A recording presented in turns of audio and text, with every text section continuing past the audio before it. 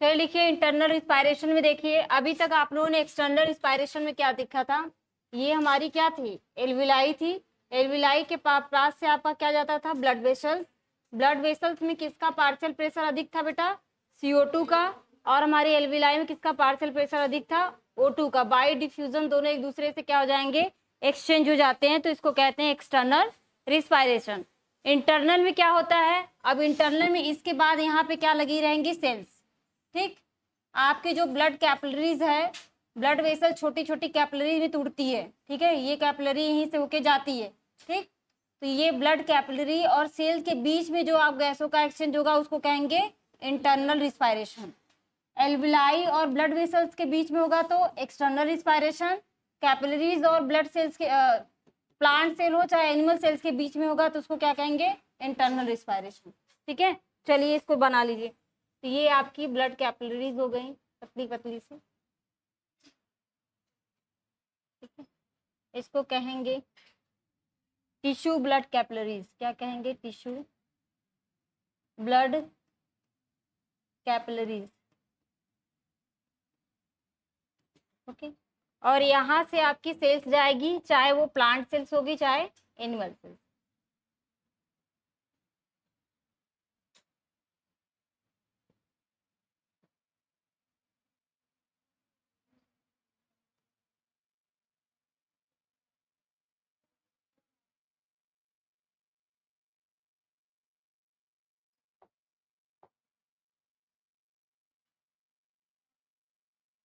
यहाँ पर आपका कार्बन डाइऑक्साइड की मात्रा अधिक है हमारी सेल्स में, और यहाँ क्या आया था आपका, ऑक्सीजन आया था ना, तो यहाँ ऑक्सीजन की मात्रा अधिक हो जाएगी, पार्शियल प्रेशर ऑफ ऑक्सीजन। तो ये एक दूसरे से क्या कर लेंगे बेटा, एक्सचेंज कर लेंगे। ये यहाँ चला जाएगा, ये यहाँ।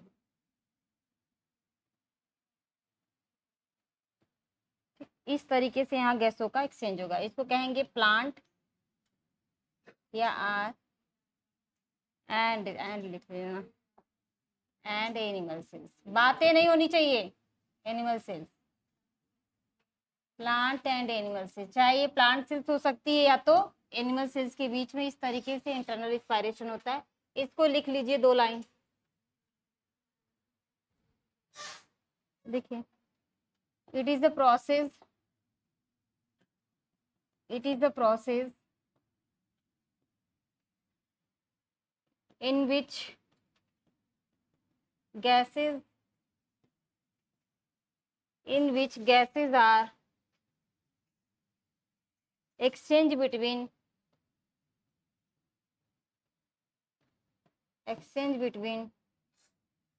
blood and tissue fluid. Tissue fluid के बीच में हो सकता है, या आर नहीं है, एंड लिख लेना, एंड बिटवीन टिश्यू फ्लूइड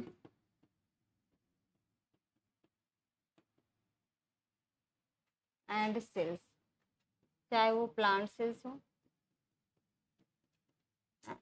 या आर एनिमल सेल। मैं एक ही लिखी हूँ, यहाँ एनिमल सेल भी हो सकता है।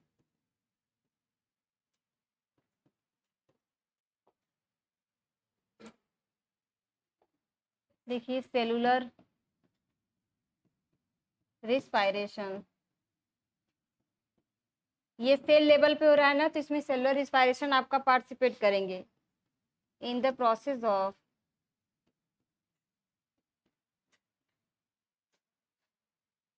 by which use O2 for metabolic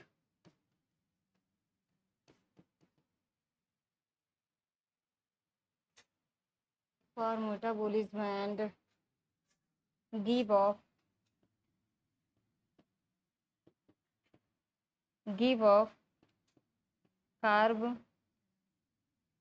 कार्बोएमिनो carbon dioxide,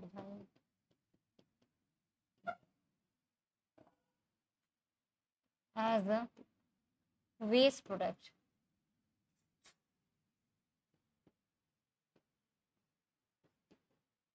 देखिए जो आपका ये प्रोसेस होती है, इस प्रोसेस में होता है क्या, गैसों का एक्सचेंज होगा कहाँ, ब्लड सेल से होगा, मतलब ब्लड कैपिलरीज से टिश्यू फ्लूइड तक, टिश्यू के अंदर जो फ्लूइड भरा है उससे होगा, या तो आपकी टिश्यू फ्लूइड से प्लांट सेल्स तक होगा। उसी चीज को 2 बार लिख दिए हैं, ठीक है, बस लैंग्वेज बदला हुआ है।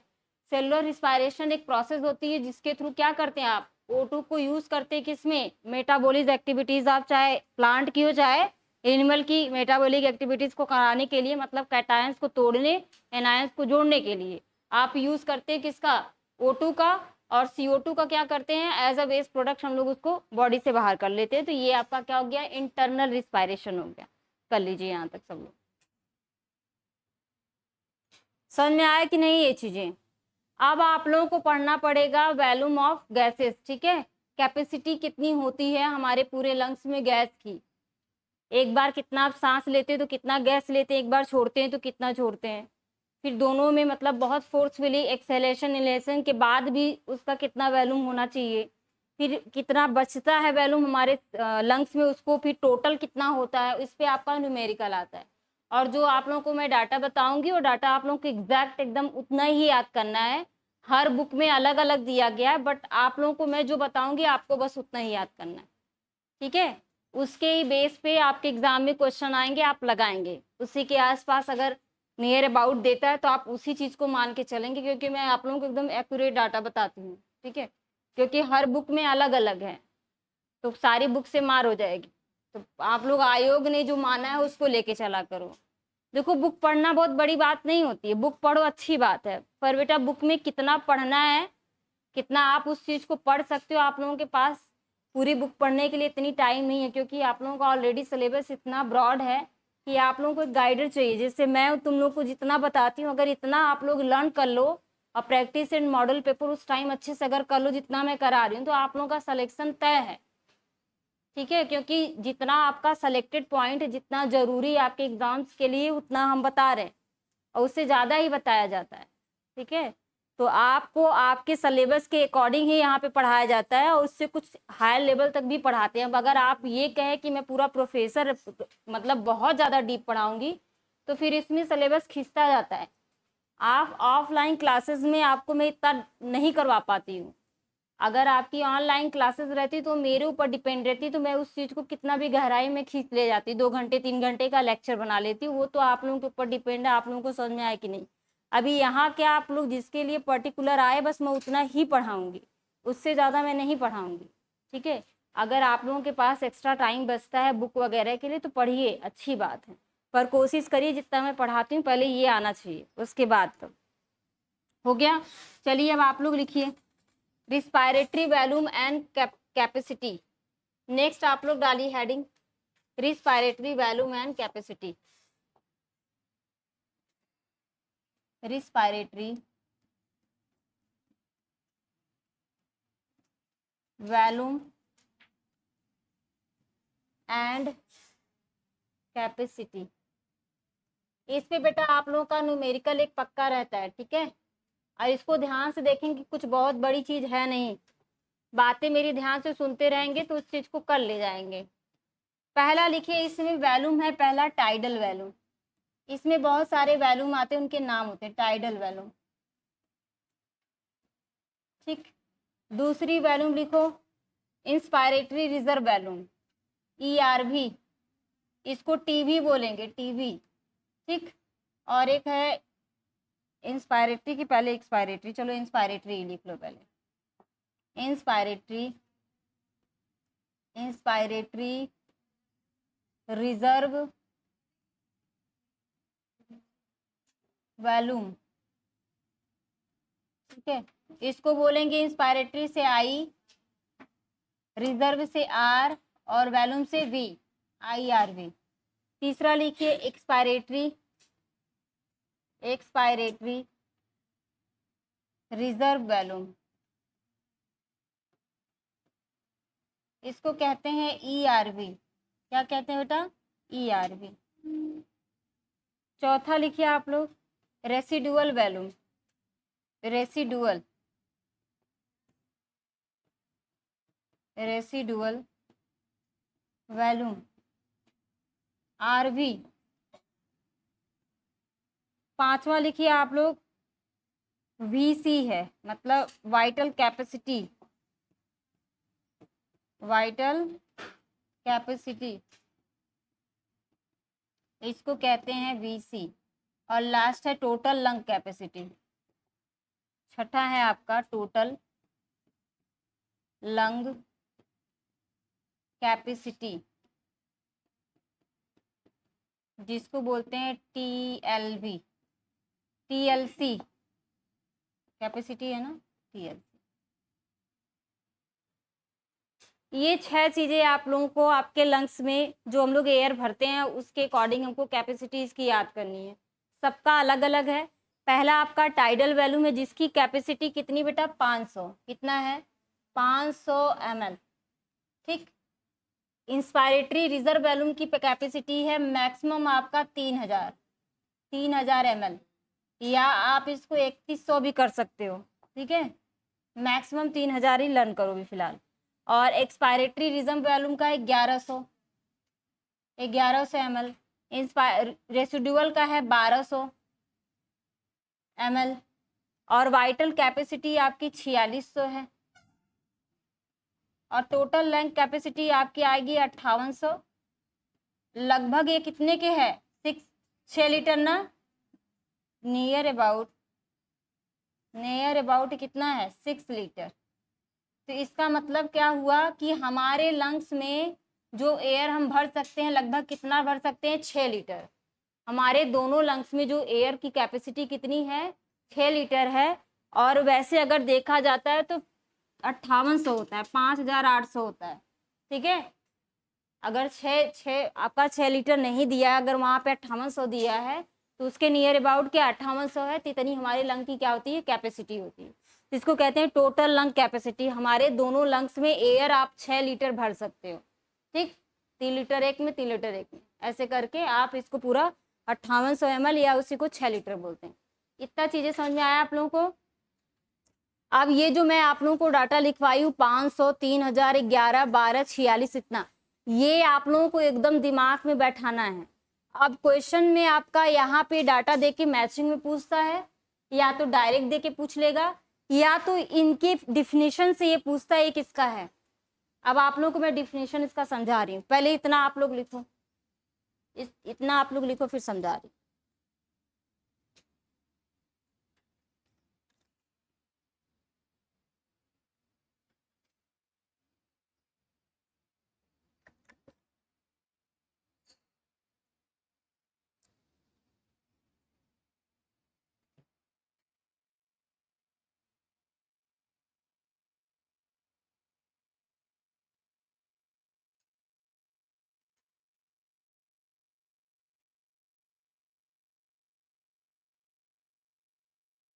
अब आप लोग ये हमको ये मैसेज नहीं करेंगे मैम इस बुक में ये दिया वो दिया, यही डाटा के आसपास जो रहेगा वही आप लोग आंसर करेंगे।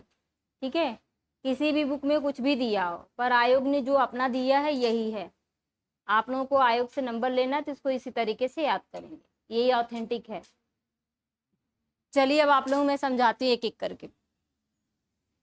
पहला आप लोग लिखिए, पहला क्या है आपका, टाइडल वॉल्यूम। सबसे पहला क्या था बेटा आपका, टाइडल वॉल्यूम। लिखिए टाइडल वॉल्यूम है क्या, tidal volume.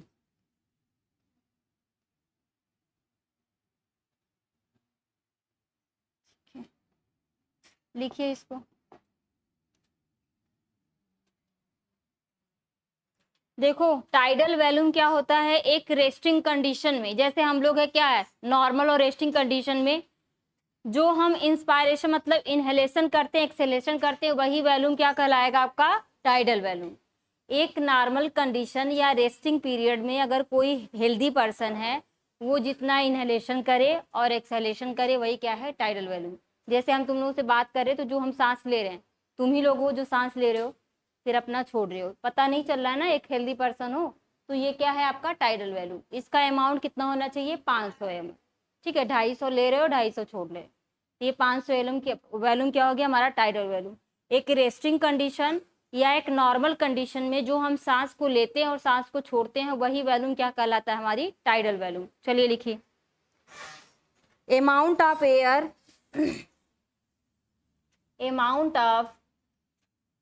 amount of air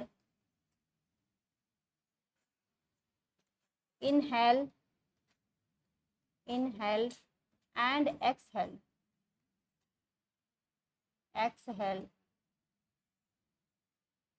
with each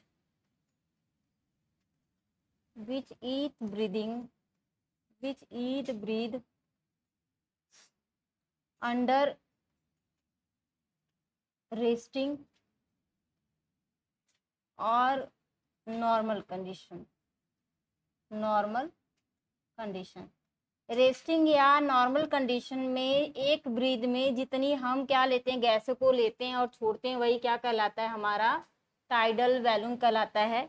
और इसका जो वॉल्यूम है, इसका जो कैपेसिटी है, कैपेसिटी मेल फीमेल में दोनों में क्या होता है, सेम है।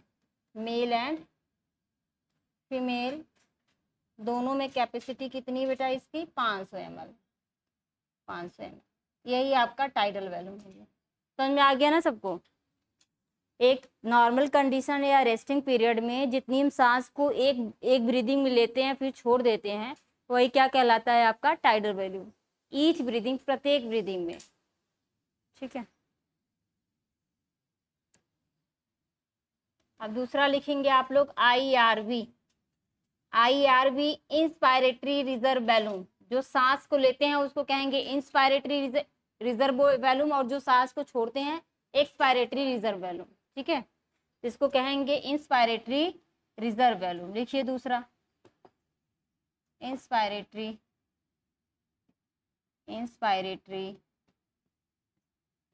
रिजर्व, आर होगा भाई, रिजर्व वॉल्यूम, जिसको कहते हैं IRV।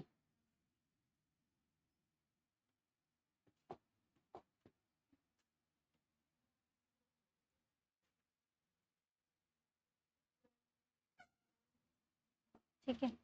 इंस्पायरेटरी रिजर्व वॉल्यूम का मतलब होता है फोर्सफुली इनहेलेशन करना। टाइडल वॉल्यूम के बाद अगर हम एक नॉर्मल कंडीशन के बाद, एक नॉर्मल ब्रीदिंग के बाद अगर हम बहुत तगड़े से ऐसे तेज से सांस ले रहे हैं, ऐसे कर रहे हैं ना, भरते हैं ना सांस, तो ये जितनी हमने सांस को खींच के अपने लंग्स में भर ली, वही क्या हो गई, इंस्पायरेटरी रिजर्व वॉल्यूम। तो हमने कितना खींच के किया है, 3000। कितना किया है, 3000। 3000 जो आपका वॉल्यूम है, तेज से, अगर तेज से हम लोग नहीं योगा करते तो सांस नहीं खींचते हो, तो जितना हमने खींच के अपने लंग्स में भरा, वही क्या है, आपका इंस्पायरेटरी रिजर्व वॉल्यूम। और उसी को फोर्सफुली हमने इनहेल कर दिया, ऐसे तेज से किए, तो जितनी सांस हमारी बाहर निकल गई वो क्या गई, एक्सपायरेटरी रिजर्व वॉल्यूम। और इंस्पायरेटरी रिजर्व वॉल्यूम और एक्सपायरेटरी रिजर्व वॉल्यूम फोर्सफुली इनहेसर और फोर्सफुली निकालने के बाद भी हमारे लंग्स में थोड़ा सा सांस बच जाता है, अमाउंट बच जाता है, उसी को कहते हैं RV रेसिडुअल रिजर्व वॉल्यूम, ठीक है।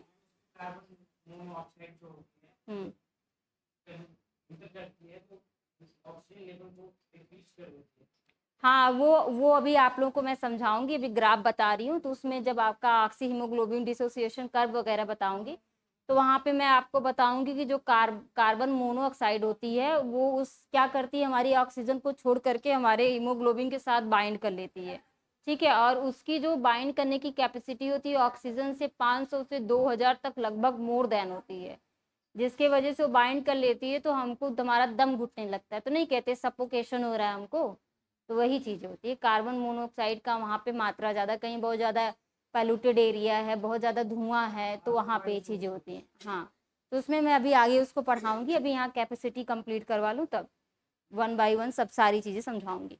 तो यहाँ क्या मैंने कहा, फोर्सफुली इनहेल करना, सांस को तेजी से खींच लेना, अपने लंग्स में भर लेना, वही क्या कहलाता है, इंस्पायरेटरी रिजर्व वॉल्यूम। लिखिए, amount of air that can be forcefully, amount of air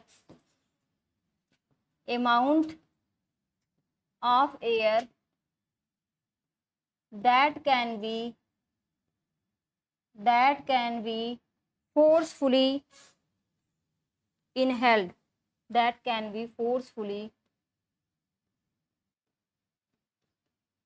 inhaled। हमने क्या किया, फोर्सफुली इनहेल कर लिया। हाँ, फोर्सफुली रहेगा। हमने आराम से अगर आराम से लोगे तब तो टाइडल वैल्यूम हो गया, फोर्सफुली लोगे तभी। ठीक है, तो नहीं फोर्स से हम लोग क्या ये आराम से ले रहे हो, तेज से नहीं कर रहे। तो आफ्टर लिखो, after a normal tidal volume. एक नॉर्मल टाइडल वैल्यूम के बाद अगर हम तगड़े से सांस को खींचते हैं तो वही क्या कहलाएगा आपका,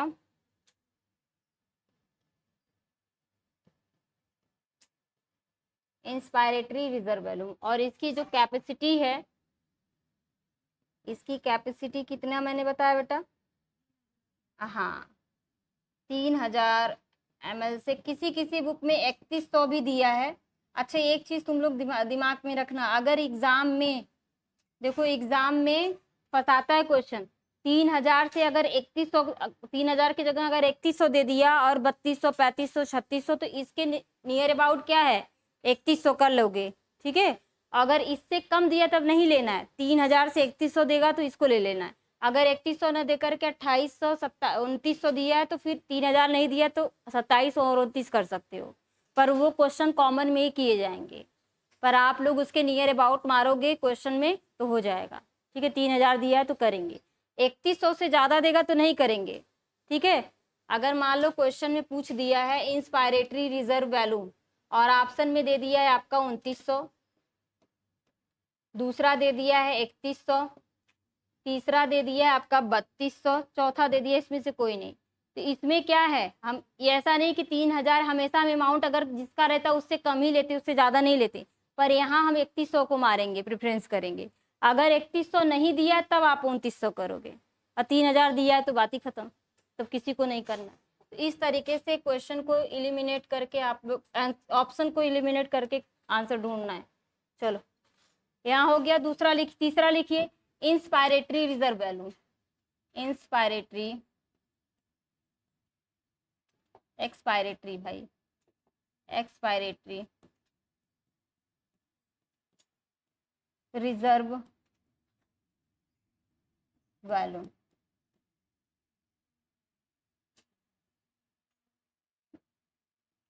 इसमें क्या करेंगे, सारी चीजें यही लिखेंगे, जहां इनहेल लिखे हैं वहां क्या लिख देंगे, एक्सहेल। ठीक है, जहां हमने इनहेल लिखा है वहां क्या लिख देंगे बेटा, एक्सहेल। तो लिखिए आप लोग, amount of air, amount of air that can be forcefully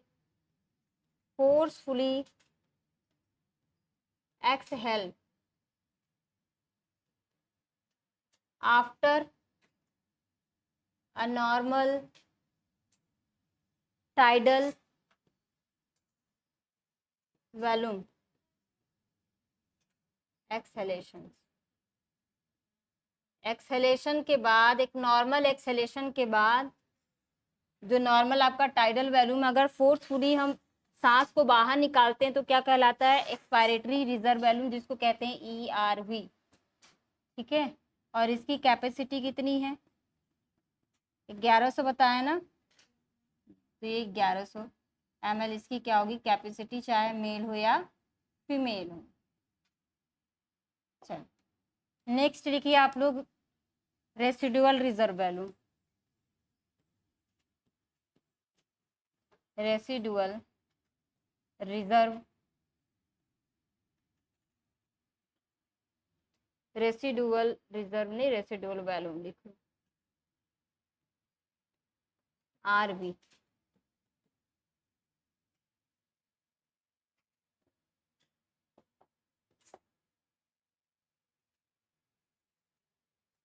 अगर आप फोर्सफुली एक्सहेलेशन करते हो, हमने क्या किया, फोर्सफुली इनहेलेशन किया, तो ये क्या हो गया, inspiratory reserve volume. Forcefully exhalation कर दिया, ऐसे निकाले तो expiratory reserve volume. Forcefully exhalation करने के बाद, बाहर निकालने के बाद गैस फिर भी पूरी की पूरी अमाउंट बाहर नहीं निकलती, कुछ अमाउंट आपका रिमेन हो जाता है, कुछ अमाउंट आपके लंग्स में बच जाता है, जो अमाउंट बच जाता है उसी को क्या कहते हैं, रेसिडुअल वैल्यूम बोलते हैं। एक्सपायरेटरी रिजर्व वैल्यूम के बाद, इसके बाद फोर्सफुली हम जितना गैस बाहर निकालते हैं उसके बाद भी कुछ रिमेन बच जाता है, वही क्या कहलाता है, रेसिडुअल वैल्यूम कहलाता है। लिख लीजिए, amount of air, amount of air, ये बार बार क्वेश्चन पूछे जाते हैं, ठीक है। Remaining amount of air remaining in lungs after forcefully exhalation, exhalation, ठीक है। फोर्सफुली एक्सहेलेशन के बाद हमारे लंग्स में जितना अमाउंट ऑफ एयर क्या बच जाए, शेष बच जाए, रिमेन बच जाए, वही क्या कहलाता है, हमारा रेसिडुअल वैल्यूम। और इसकी कैपेसिटी कितनी होती है, वो 1100 था तो कितनी हो जाएगी, 1200 ml। ये आपका वेरी वेरी वेरी IMP, बहुत बार ये क्वेश्चन पूछा गया है, ठीक है। वो यहीं दे के फंसा देगा, इनहेलेशन लिख देगा, ठीक है। आप लोगों को याद है एक्सहेलेशन, इनहेलेशन में क्या है जी, हम तो हवा भर रहे हैं ना, उसमें तो ऑलरेडी भर रही है। एक्सहेलेशन में हम बाहर निकालेंगे तभी ना कुछ अमाउंट बचेगा, वही आपका क्या है, रेसिडुअल वैल्यूम है।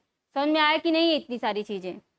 इसके बाद हम लोग देखेंगे वाइटल कैपेसिटी क्या होती है।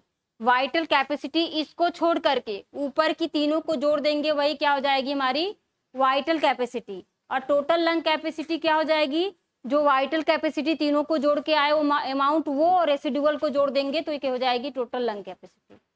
समझे, वाइटल कैपेसिटी में ऊपर के तीन, tidal volume, inspiratory reserve volume और एक्सपायरेटरी रिजर्व वैल्यूम, इन तीनों को जोड़ दोगे तो कितना आ जाएगा, 4600 आ जाएगा। 3000 वो, 1100 वो, 1200 वो, जैसे भी उसको जोड़ लो, जितना भी आएगा तो लगभग कितना होगा, 46 होगा।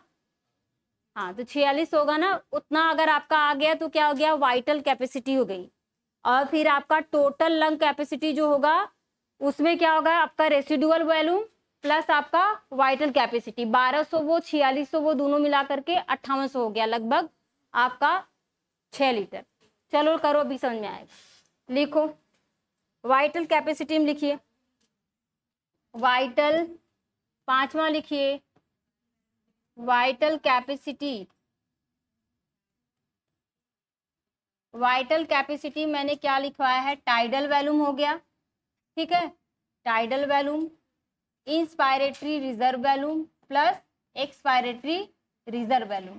Tidal volume 500, inspiratory reserve volume 300 और 3000 और expiratory reserve volume 1100 ml। Total आपका हो जाएगा 4600 ml। क्या हो जाएगा बेटा, 4600 ml हो जाएगा। तो वाइटल कैपेसिटी आपकी कितनी आ गई, 4600 ml। ये भी बहुत पूछा जाता है, क्वेश्चन पूछता है वाइटल कैपेसिटी किससे किससे मिलके बनी है, इंस्पायरेटरी रिजर्व वैल्यूम, एक्सपायरेटरी और टाइडल वैल्यूम। ऊपर के तीन मिला करके वाइटल कैपेसिटी हो जाएंगे, और जो टोटल लंग कैपेसिटी पूरा का पूरा जोड़ दोगे तो टोटल लंग कैपेसिटी। चलो आगे, पांचवा लिखिए टोटल लंग कैपेसिटी, छठा लिखिए total lung capacity. Vital capacity के बारे में पहले लिख लो होता क्या है, फिर उसके बाद लिखो the maximum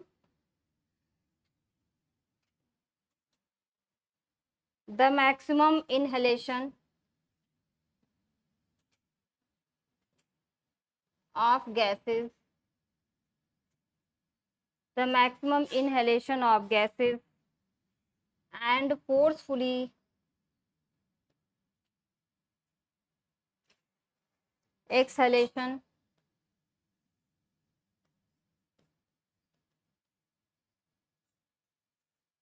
air outside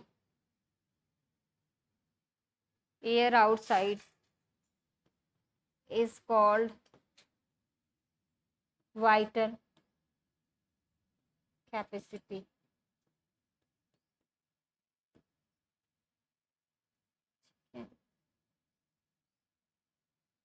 the maximum inhalation of gases, ज़्यादा लंग्स में गैस को भरना और फोर्सफुली उसे बाहर निकाल देना, ये क्या कहलाता है आपका वाइटल कैपेसिटी। ठीक है, ज़्यादा गैस को अंदर भरना फिर बाहर निकाल देना, ये क्या कहलाता है वाइटल कैपेसिटी कहलाता है। और इसमें मैंने यहाँ ऊपर लिखवा दिया, इसका याद रखेंगे। छठा लिखिए total lung capacity. Total lung capacity सबको जोड़ दो। सबको क्या जोड़ोगे, तीन तो मिला करके वाइटल ही हो गए, तो यहाँ लिख देंगे वाइटल कैपेसिटी हो गया। और एक क्या बच गया था, हाँ रेसिडुअल वैल्यूम बच गया था। वाइटल कैपेसिटी कितना आया है 4600 और रेसिडुअल कितना है आपका 1200। टोटल मिला करके 5800 आ जाएगा, लगभग आपका 6 लीटर, नियर अबाउट आपका ये हो जाएगा। ठीक है, लगभग ये अप्रॉक्सीमेटली आपका 6 लीटर हो जाएगा, 6 लीटर। ठीक, ये आपका हमारे लंग्स में इतने वैल्यूम कैपेसिटी होती है चीज़ों को भरने की। किसी को इतने में कोई डाउट है तो बताओ। आप समझ में आ गया ना, कोई पूछेगा तो बता लेंगे, एग्जाम में कर लोगे ना। इससे न्यूमेरिकल आपके देते हैं।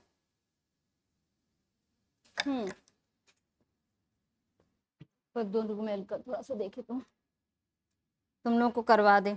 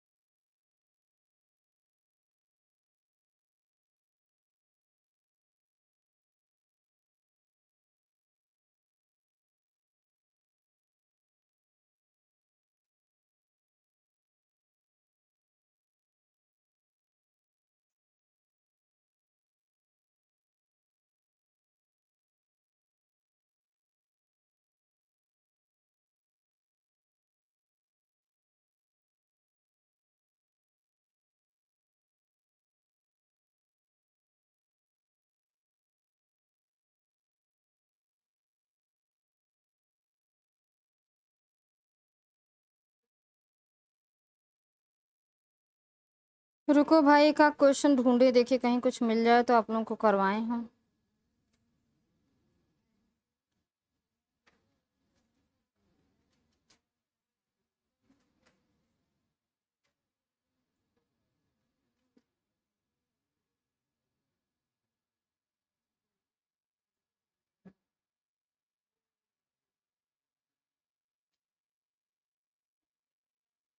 चलिए आप लोग लिखो तो, गिवन द फॉलोइंग, एक क्वेश्चन लिखो, टोटल लंग कैपेसिटी निकालो तो जरा, क्वेश्चन लिखिए। Given the following, given the following lung volume, lung volume, calculate the total lung capacity, चलिए देखिए टाइडल वॉल्यूम आप लगभग लिख लीजिए 500 ml, IRV 2800, ERV 800, ठीक है, RV लगभग ये लिख लीजिए 12,000। तो मुझे VC का वैल्यू और टोटल लंग कैपेसिटी, इन दोनों का वैल्यू जरा निकाल के बताओ तो। VC का वैल्यू, वाइटल कैपेसिटी और टोटल लंग कैपेसिटी का वैल्यू कैलकुलेट करो तो, दोनों का वैल्यू बताओ मुझे कितना है।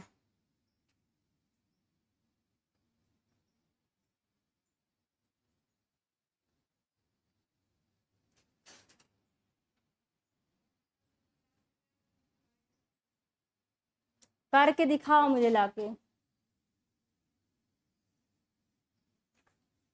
क्वेश्चन लिखेंगे नीचे जहां आप लोग सॉल्व पूरा कैपेसिटी लिखिए उसको लिखेंगे, उसके बाद इसको लाएंगे मेरे पास।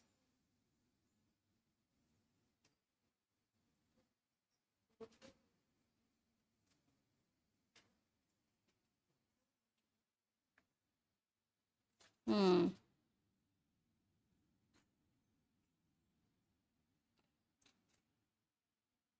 2550 ना,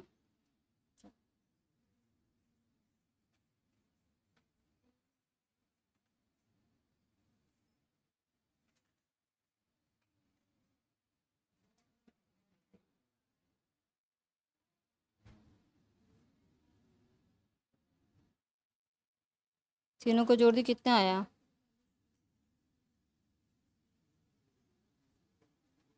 40 आएगा, जोड़ लो। 500 बोले ना, 2800, 800, 0 8 दूना के 16, 16 5 21, 2 1, और ये कितना हो गया, 1051,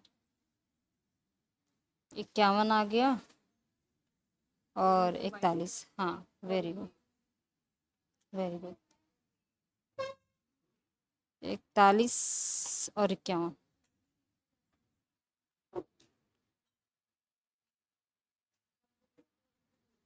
कहाँ है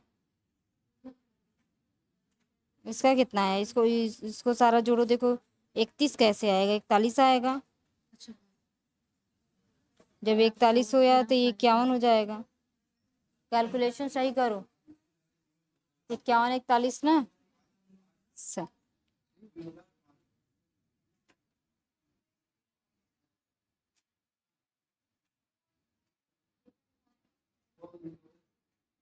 4100 आएगा पहले का वाइटल कैपेसिटी, जोड़ो जोड़ो उसको, गलत जोड़े हो,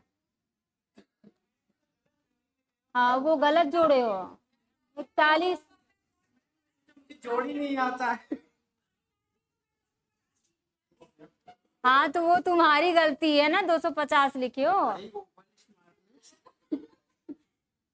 31 नहीं होगा, 41 होगा, इधर आओ, 8 दुना के 41 होगा, हाँ सॉरी, रुको रुको 1 मिनट, पहला कहाँ है तुम्हारा, VC कितना आया है, VC में क्या करोगे, ये सारे जोड़ दोगे कि तो कितना आएगा, RV को छोड़ करके इतना जोड़ो तो 41 आएगा, VC में मैंने क्या बताया था, TV था, तो फार्मूला लगा। ERV था प्लस IR, इसीलिए तो बोली हूँ।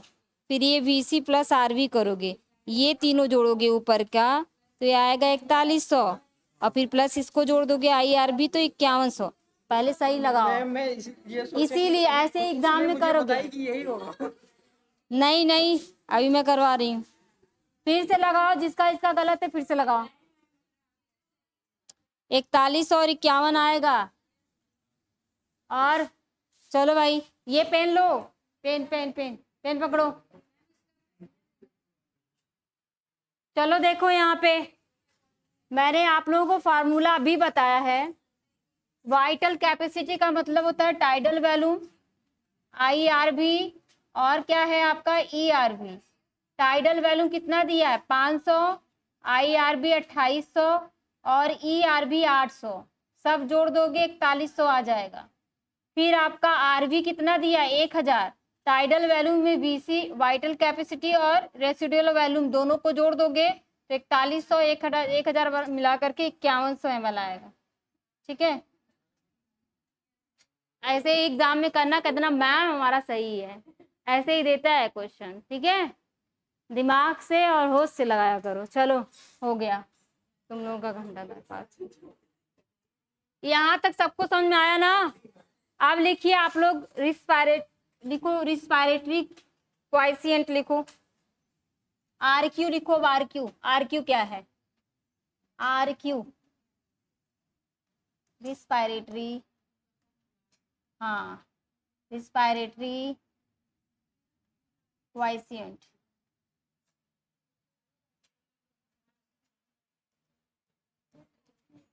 जिसको कहते हैं श्वसन गुणांक। ठीक है, श्वसन गुणांक होता क्या? RQ बराबर क्या होता है आपका, लिखिए वैल्यूम ऑफ CO2 इवॉल्व, जितना हम CO2 को इवॉल्व करते हैं, volume of CO2 evolve upon volume of O2 क्या होगा? एब्जॉर्ब या रिलीज। ठीक है, एब्जॉर्ब या रिलीज। जितना हम CO2 को लेते हैं उतना हम O2 को बाहर निकालते, वही क्या कहलाता है आपका RQ है। तो वैल्यूम ऑफ CO2 इवॉल्व और वैल्यूम ऑफ O2 एब्जॉर्ब या रिलीज करके लिखा रहता है वहां पे। तो ये आपका हो जाएगा क्या? RQ हो जाएगा, रिस्पायरेटरी क्वाइसिएंट हो जाएगा। ठीक है, इसको जिस इंस्ट्रूमेंट के थ्रू मेजर किया जाता है उसको क्या कहते हैं? बताओ, RQ जिस इंस्ट्रूमेंट से मेजर किया जाता है उसको क्या कहते हैं? क्या लिखो? RQ मेजर बाई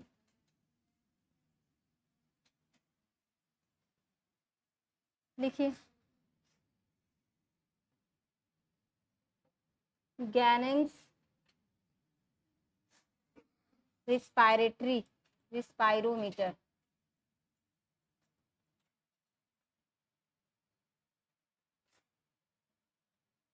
ठीक है, इसके द्वारा इसको मेजर किया जाता है। ये आपके दोनों क्वेश्चन बन चुके हैं। RQ से हर बार क्वेश्चन देता है इसके वैल्यूम के ऊपर। देखो RQ का वैल्यूम, जो RQ का जो श्वसन गुणांक होता है, आप कार्बोहाइड्रेट का जो श्वसन गुणांक होता है RQ होता है, हाइड्रेट हमेशा कितना होता है बेटा? इक्वल टू 1 होता है, हमेशा 1 के बराबर होता है। कितना होता है? 1 के बराबर होता है। ठीक है, कितना होगा? 1 के बराबर। ये जो मैं लिस्ट लिखवाऊंगी सबको याद होना चाहिए। कार्बोहाइड्रेट का RQ 1 होगा, प्रोटीन और फैट का RQ 1 से कम, ऑर्गेनिक सब्सटेंस का RQ 1 से अधिक। पर ऑर्गेनिक सब्सटेंस में दो है, एक ऑक्जेलिक है, एक मैलिक है। इन दोनों का अलग अलग होता है, एक से अधिक ही होता है पर उसका एग्जैक्ट वैल्यूम होता है। सकुलेंट जो प्लांट होते हैं जीरोफिटिक, उनका RQ क्या होता है? 0 होता है। ठीक है, और आगे आप लोग को जो एरोबिक या एनारोबिक जो बैक्टीरिया होते हैं उनमें RQ उनका इनफाइनाइट होता है। फिर उसके बाद आप आएंगे जो कैंप प्लांट होते हैं, जैसे कि जो जीरोफिटिक एडवर्स कंडीशन में जो उगते हैं, जहाँ बहुत ड्रॉट एरिया होता है, बहुत सूखा एरिया होता है, वहाँ पे कैम प्लांट उगते हैं, जैसे C3 C4 प्लांट नहीं होते हैं, उसी तरीके से कैम प्लांट होते हैं। तो वो जो प्लांट वहाँ पे जो उगता है उसका आरक्यू रात के समय जो है 0 रहेगा, दिन के समय 1 हो जाएगा। ठीक है, तो ये सारी चीजें मैं अभी आप लोगों को लिखवा रही हूँ। तो पहला क्या है, आरक्यू ऑफ कार्बोहाइड्रेट का इक्वल टू 1, हमेशा 1 के बराबर होगा। वो कार्बोहाइड्रेट में कुछ भी दे सकता है, ग्लूकोज दे सकता है, फ्रक्टोज दे सकता है, माल्टोज दे सकता है, स्टार्च दे सकता है, दे के कुछ भी फंसाएगा, आप बोलेंगे हमेशा कार्बोहाइड्रेट तो आरक्यू 1 होगा। दूसरा लिखिए, आरक्यू ऑफ फैट, फैट का आरक्यू हमेशा लेस देन 1 होगा। कितना होगा, लेस देन 1। लगभग ये कितना होता है लेस देन 1 में, 0.7। कितना होगा, 0.7, 1 से कम है कि नहीं। और उसी तरीके से आरक्यू ऑफ प्रोटीन, इसका भी लेस देन 1 होगा। क्या होगा बेटा आपका, लेस देन 1 है, 1 से कम, तो लगभग इसका कितना हो जाएगा, 0.8।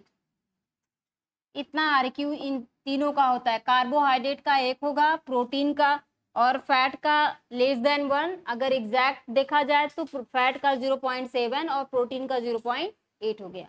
अब लिखे आरक्यू ऑफ ऑर्गेनिक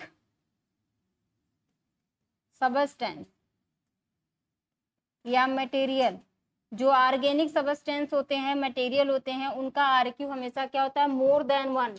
क्या होता है, मोर देन 1, 1 से अधिक होता है। ठीक है, मोर देन आपका 1 होगा।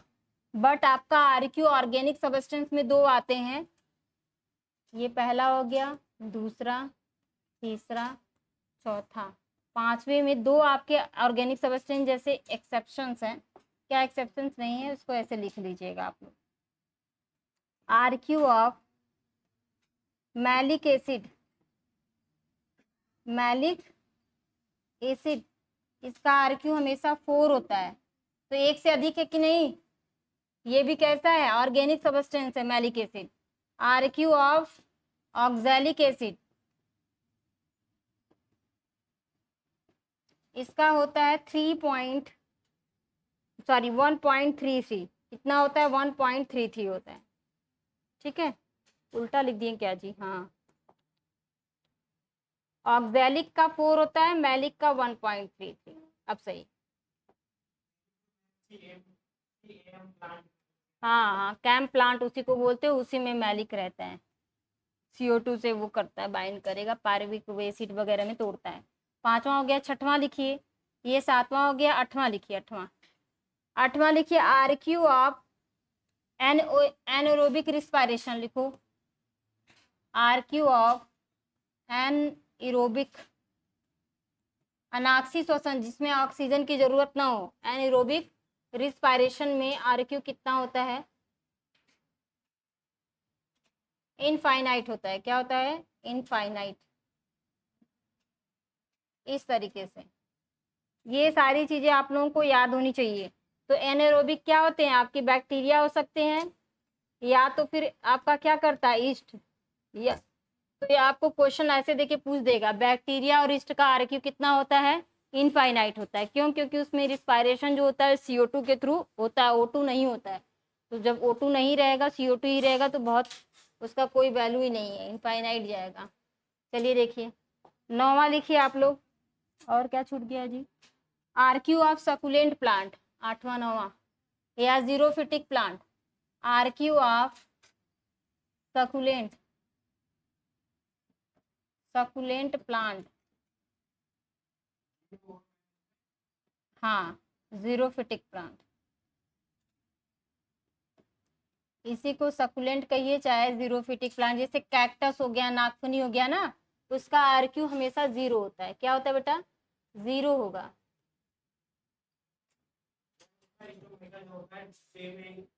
क्लोज रहता है, हाँ, नाइट में खुला रहता है, क्योंकि अगर यहाँ स्टोमेटा ओपन हो जाएंगे तो सारे के सारे पानी निकल जाएंगे, तो मर जाएगा ना डेड प्लांट। वैसे तो वो एडवर्स कंडीशन में उगता है, जहाँ पानी की कमी होती है वहीं पे। तो इसके स्टोमेटा पे जो होता है स्पाइन लाइक स्ट्रक्चर निकल जाता है, देखते नहीं, कांटे कांटे निकले रहते हैं उसके पोर से, कैक्टस वगैरह में देखे हो ना, नागफनी में, तो उसी में। चलिए 10वां लिखिए आप लोग, Archie of cam plant.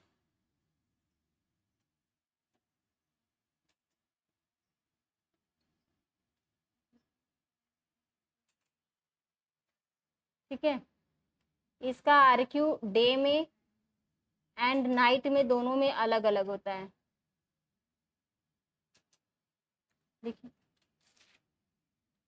Day में इसका आरक्यू 1 होगा और राइट में 0, ये चीजें याद रखिएगा।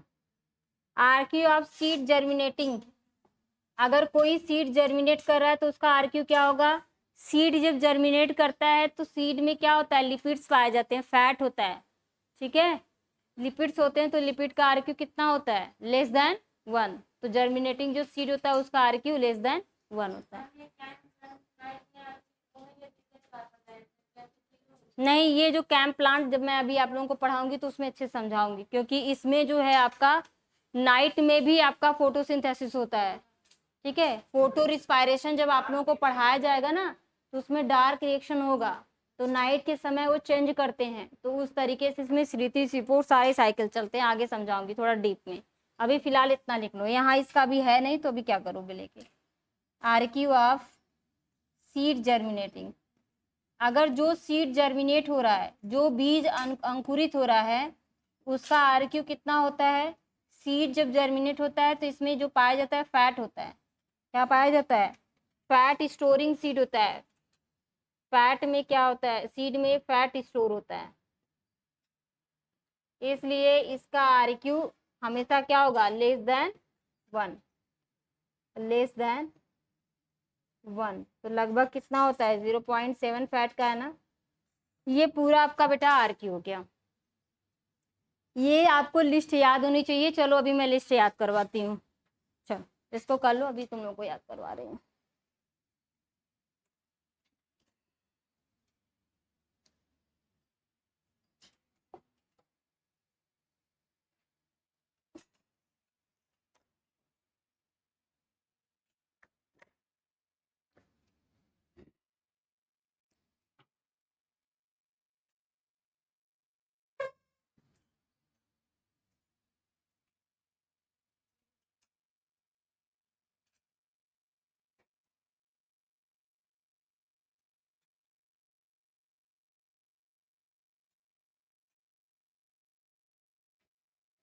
यहाँ तक सबको समझ में आया? चलिए, कल आप लोगों का टेस्ट है, सबको आना कंपलसरी है। कल ही है ना? परसों है ना? अच्छा अच्छा, हमको लगा कल ही सैटरडे है। कल फ्राइडे है, परसों सैटरडे के दिन आप लोगों का टेस्ट है। क्या जा रहे तुम लोग सर्टिफिकेट लेने? हम तो गए ही नहीं। मेरा भी है बट मैं जाऊंगी नहीं, मैं बाद में जाऊंगी। अभी तो कुछ आए हुए है तब ना, अभी वैकेंसी आया, फॉर्म भरूँ वो फिर जाकर ले लूँ, क्योंकि भीड़ काफ़ी, कौन जाएगा उसमें, धक्का धुक्की खान।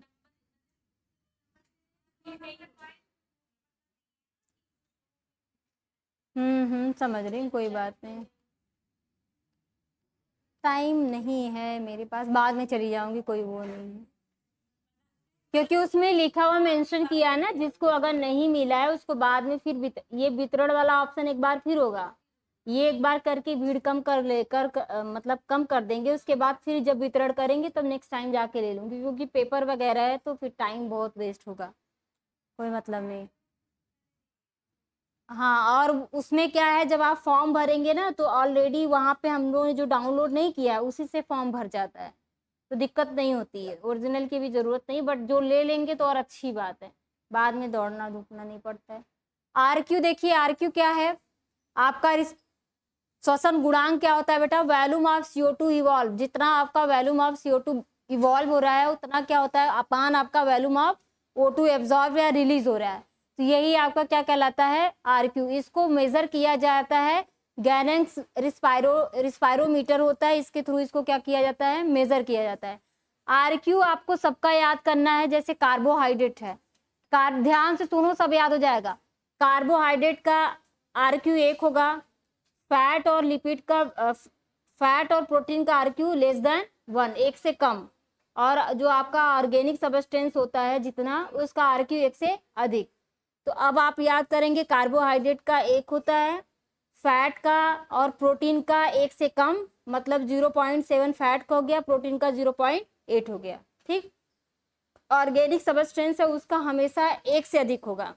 अगर ऑर्गेनिक सबस्टेंस में आपका मैलिक है तो 1 से अधिक 1.33, ऑक्सैलिक है तो क्या हो जाएगा 4। हमेशा देखो, ऑक्सैलिक हमेशा 4 कंपाउंड का मॉलिक्यूल होता है, जो ऑक्सैलिक होता है हमेशा 4 कंपाउंड का होता है, इसलिए उसका हमेशा याद रखना 4 होता है। और 1 से अधिक में आपका मैलिक बचा 1.33। ठीक है, जब आप लोगों को मैं पैथवे पढ़ाऊंगी तो वहाँ बताऊंगी। फिर आपका RQ आप एनोरोबिक रिस्पायरेशन, एनोरोबिक रिस्पायरेशन मतलब वहाँ ऑक्सीजन है ही नहीं, सिर्फ ऊपर क्या है CO2/O2 लिखे थे ना, जब ऑक्सीजन ही नहीं रहे सिर्फ CO2 है, तो CO2 होते होते होते कहाँ तक जाएगा पता नहीं, तो मतलब वो क्या है आपका इनफाइनाइट हो गया। ठीक, तो आपका एनोरोबिक रिस्पायरेशन में बैक्टीरिया लेते हैं और इस दोनों फर्मेंटेशन करते हैं, CO2 को रिलीज कर देते हैं, CO2 कितनी बनेगी राम जाने, मतलब इनफाइनाइट इसका हो जाएगा। RQ ऑफ सक्युलेंट प्लांट का क्या हो जाएगा 0 हो जाता है। ठीक है, या जीरोफिटिक प्लांट का 0, और कैम्प प्लांट का दिन के समय 1 और नाइट के समय 0। ठीक है, RQ ऑफ सीड जर्मिनेशन कितना हो जाएगा 1। अब याद करो, कार्बोहाइड्रेट का 1, प्रोटीन फैट का 1 से कम 0.7 0.8। ठीक है, ऑर्गेनिक जो सबस्टेंस है मोर देन 1, अगर आपका मैलिक है तो 1.33, ऑक्सैलिक है तो 4। इतना याद हो गया।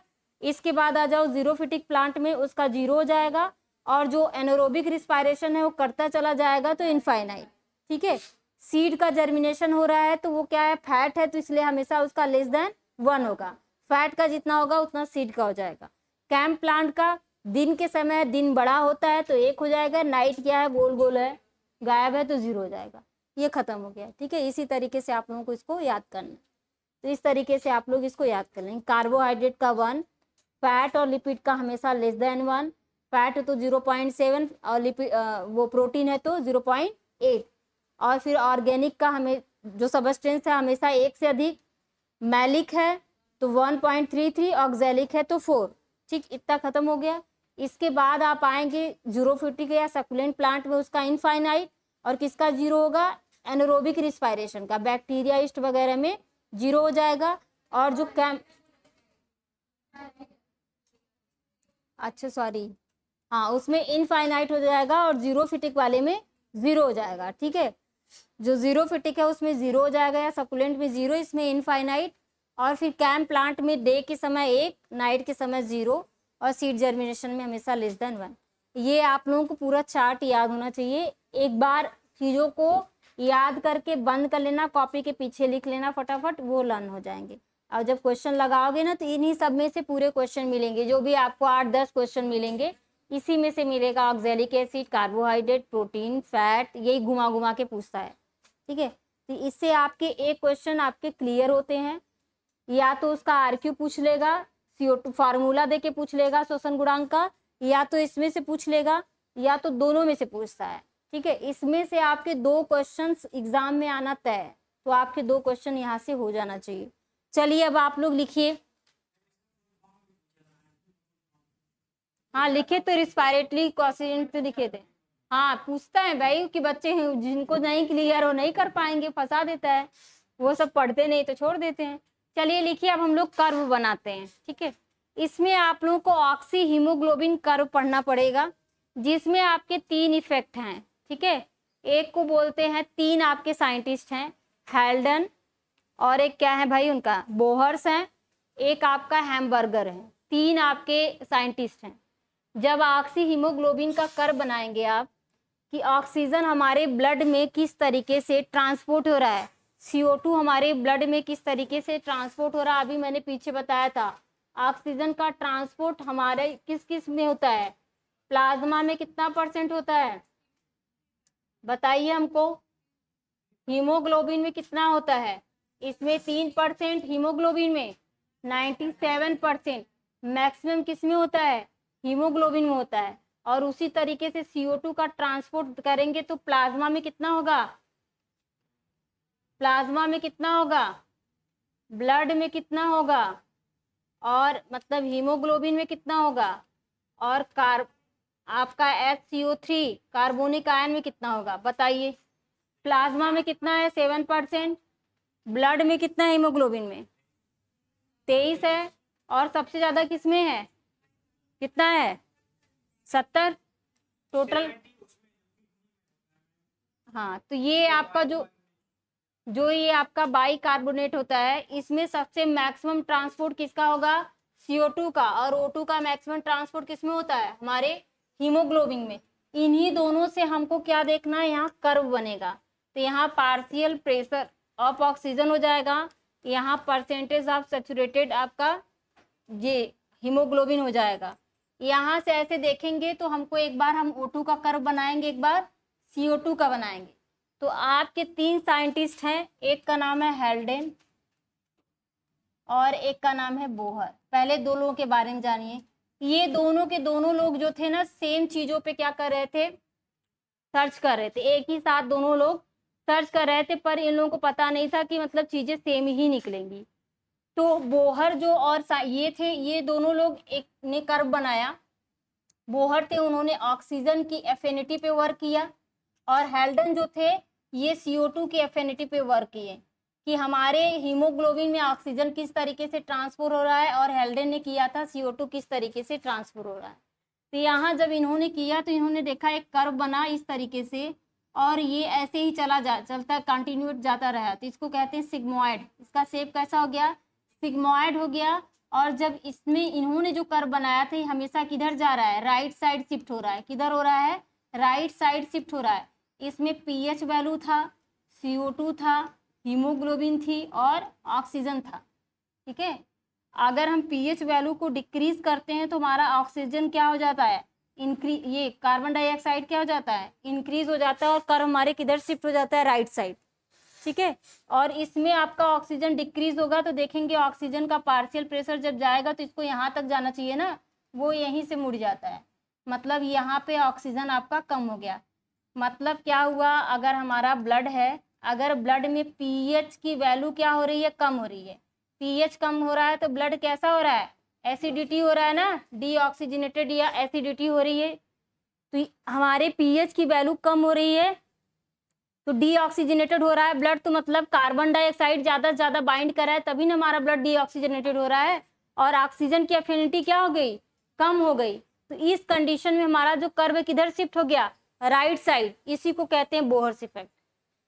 जब हमारे ब्लड में pH, देखो हमारे ब्लड में pH और कार्बन डाइऑक्साइड ऑक्सीजन इसी तरीके से मेंटेन होते हैं। जब हमारे ब्लड में देखा गया pH की वैल्यू कम हो रही है तो कार्बन डाइऑक्साइड की वैल्यू क्या हो रही, बढ़ रही है। मतलब हमारी ब्लड में, क्योंकि हमारा ब्लड कैसा होता है, क्षारीय होता है ना, एल्कलाइन होता है। जब ब्लड में pH की वैल्यू कम हो रही थी मतलब हमारा ब्लड कैसा हो रहा है, डीऑक्सीजनेटेड होता जा रहा है। कार्बन डाइऑक्साइड ब्लड के साथ हीमोग्लोबिन के साथ बाइंड कर रही है ज़्यादा से ज़्यादा, और हीमोग्लोबिन बना रही है। तो मतलब हमारा ऑक्सीजन वहाँ बाइंड नहीं कर पा रहा है तो ऑक्सीजन कम होता जाएगा, CO2 की वैल्यू बढ़ेगी और pH हमारा गिरता चला जाता है। उस कंडीशन में कर्व किधर शिफ्ट होना चाहिए, किधर शिफ्ट हो गया, राइट साइड। उसी को कहा जाता है बोहर्स इफेक्ट। समझ रहे हो, बोहर ने बताया अगर हमारे ब्लड में pH की वैल्यू कम होती जाती है तो CO2 की वैल्यू बढ़ेगी और O2 डिक्रीज होगा, ये कर्व किधर शिफ्ट हो जाएगा, राइट साइड। उसी को कहते हैं बोहर्स इफेक्ट। इसी का जस्ट उल्टा इधर कर दो, अगर pH की वैल्यू हम क्या कर दे, इंक्रीज कर दे, तो CO2 क्या हो जाएगा, ऑक्सीजनेटेड होते जाएगा, और CO2 हमारा गिरता चला जाएगा और ऑक्सीजन क्या हो जाता है, उसके साथ बाइंड कर लेगा। तो ऑक्सीजन की वैल्यू बढ़ती चली जाए तो हमारा कर्व किधर शिफ्ट हो जाएगा, लेफ्ट साइड, तो वो हो जाएगा हेल्डन इफेक्ट। हाँ, जब स्मोकिंग कोई करेगा तो सारी कंडीशन इसमें अभी अप्लाई होगी। ठीक है, तो हेल्डन और बोहर्स इफेक्ट में यही चीजें हैं। एक लोगों ने ऑक्सीजन की एफिनिटी पे कार्य किया कि हमारे ब्लड में ऑक्सीजन कितना पर्याप्त होना चाहिए। एक लोगों ने CO2 की एफिनिटी पे काम किया, हमारे ब्लड में CO2 कितना पर्याप्त होना चाहिए। अगर CO2 की एफिनिटी रहेगी तो हेल्डन इफेक्ट, अगर बोहर्स में ऑक्सीजन की एफिनिटी रहेगी तो ये बोहर्स इफेक्ट। बोहर्स इफेक्ट हमेशा आपका किधर जाएगा, राइट साइड, और हेल्डन किधर जाता है, लेफ्ट साइड। ये एक न्यूमेरिकल टाइप में, इसको आप लोगों को याद करना पड़ेगा। ठीक है, चलिए इसको कर लीजिए, समझा रही हूँ। क्योंकि जो एक आध बार पढ़े हैं बच्चे उनको समझ में आएगा। चलो लिखो, ऑक्सीजन, ऑक्सीजन ट्रांसपोर्ट, अभी समझा रही हूँ वापस से। ऑक्सीजन का ट्रांसपोर्ट मैंने क्या बताया था, प्लाज्मा में कितना होता है, कितना होता है जी, 3%, और हीमोग्लोबिन में 97%। इतना हमारे ब्लड में ऑक्सीजन क्या करता है, तो ऑक्सीजन अगर हीमोग्लोबिन के साथ ऑक्सीजन आपका बाइंड कर लेता है तो क्या बनाता है, ऑक्सी हीमोग्लोबिन, ऑक्सी हीमोग्लोबिन, ठीक है। और इसमें मैंने क्या बताया था, एक आपका हीमोग्लोबिन से कितने आपके ऑक्सीजन के मॉलिक्यूल बाइंड करते हैं, 4। तो एक हीमोग्लोबिन के साथ कितना बाइंड कर लिया, 4 ऑक्सीजन के मॉलिक्यूल्स। इसी को कर्व निकाला गया, इसी कर्व को कहते हैं ऑक्सी हीमोग्लोबिन डिसोसिएशन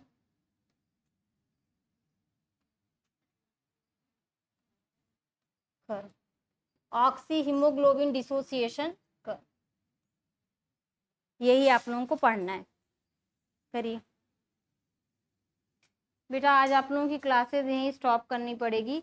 और हाँ, तुम लोग सर से उनका डायरेक्टर सर की शादी पड़ी, पता है, प्रीतम सर की शादी शिल्पी मैम से हो रही है। हाँ, क्योंकि मुझे भी भाई कल कार्ड मिला, मैं भी देख के बहुत शॉक हो गई हूँ कि अच्छा कोई बात नहीं। मैंने तुरंत कॉल किया, सर का 14 तारीख को मतलब उनकी 20 तारीख को शादी है उनके घर पे, मैम लखीमपुर खीरी की हैं, तो वहाँ से उनकी शादी हो रही है, पर यहाँ रिसेप्शन रहेगा। पेंगोरिया करके कोई है होटल, हाँ, तो यहाँ पे है, जहाज चौराहे के पास है क्या ना, वहीं पे है 24 तारीख को। तुम लोग सर से कहिएगा, सर हम लोग को भी आना है, हम लोग को भी देखना है। हाँ, जाना वहाँ, तो तुम लोग सर से कहना, ये मत बताना मैम ने कहा, कह देना सर ऐसे थोड़ी छुप जाएगा, हम लोगों ने कार्ड देखा, ठीक है, कोई बात नहीं। तो सर की भाई शादी है, तो उन्हीं सब चीज़ों में थोड़ा सा कोई काम होगा, इसलिए सर बंद करवा रहे हैं क्लास। तो आज आप लोगों की क्लासेस इतनी पर चलेगी 15 मिनट पहले। क्या क्या इसी बीच को, पर यहाँ नहीं है भाई, उनके घर पे है। यहाँ से कुछ लोग गिने चुने जाएंगे, तो हमको भी कार्ड मिला था जाने के लिए, हम कहे मैम सॉरी वहाँ तो नहीं आ पाएंगे, पर यहाँ के लिए हम प्रेजेंट हैं। भाई लखीमपुर खीरी कैसे जाएंगे, जाने के लिए तो जा सकते हैं, बट सही नहीं। हम कहें सर यहाँ के लिए हम खुशी खुशी आएंगे, कोई बात नहीं, तो हम कहे चलिए मैम आइएगा। तो ठीक है, आज की क्लास में इतना ही। Thank you to everyone. कल मैं आप लोगों को oxy dissociation, oxy haemoglobin dissociation curve को अच्छे से तीनों समझाऊंगी, क्योंकि इससे क्वेश्चन आते हैं, ये चीजें दिमाग में आनी चाहिए, ठीक है। मैं यहाँ पे इसलिए बता दी हूँ कि चीजें थोड़ा थोड़ा जानते रहो कि होता क्या है हेल्डेन और बोहर्स इफेक्ट, और कल हैमबर्गर इफेक्ट पढ़ा दूंगी, और इससे होने वाले डिजीज, ये चैप्टर खत्म हो जाएगा कल, ठीक है। अरे भाई मैं तो इसमें बोल दी